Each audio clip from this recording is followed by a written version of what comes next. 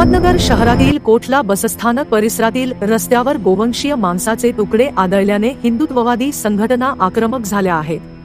उपमुख्यमंत्री अजित पवार यांच्या राष्ट्रवादी काँग्रेस पक्षाचे आमदार संग्राम जगताप आणि भाजपचे आमदार विक्रम पाचपुते यांनी रस्त्यावर उतरले असून या ठिकाणी रास्ता रोको आंदोलन केले. अहमदनगर शहरातील बेकायदेशीर कत्तलखान्यावर कायमस्वरूपी कारवाई करावी या मागणीसाठी दोन्ही आमदारांनी रस्त्यावर झोपून घेतले.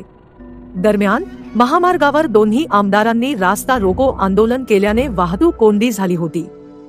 महाराष्ट्र राज्यात गोवंश हत्या बंदी आहे. अहमदनगर शहरातील कोठला बसस्थानक परिसरात गोवंशीय मांस आढळल्याने हिंदुत्ववादी संघटना चांगल्या आक्रमक झाले.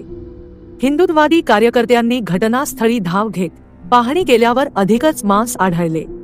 याची माहिती वायासारखी शहरात पसरली. यानंतर उपमुख्यमंत्री अजित पवार यांच्या राष्ट्रवादी काँग्रेसचे आमदार संग्राम जगताप यांनी घटनास्थळी भेट दिली. त्यांच्या पाठोपाठ श्रीगोंद्यातील भाजपचे आमदार विक्रम पाचपुते देखील तिथं पोहोचले. या दोघा आमदारांनी गोवंश हत्येचा निषेध करताना हा प्रकार करणाऱ्यावर कारवाईची मागणी केली. या संबंधित आमच्या पत्रकारांनी माहिती घेतली असताना सध्या अहमदनगर शहरातील कत्तलखाने अजिबात चालू नाही. जाणून बुजून बदनाम करण्याच्या हेतूने हा प्रकार त्यांच्या विरोधकातून करण्यात आला असा आरोप केला जात असल्याची माहिती मिळाली. अहमदनगर शहरात आजतायक हा घाणेरी प्रकार झाला नाही. असे कृत्य कोणताही समाज करत नाही. केवळ राजकारणाच्या उद्देशातून हा प्रकार केल्याचे म्हटले जात आहे. ब्युरो रिपोर्ट, जम न्यूज इंडिया.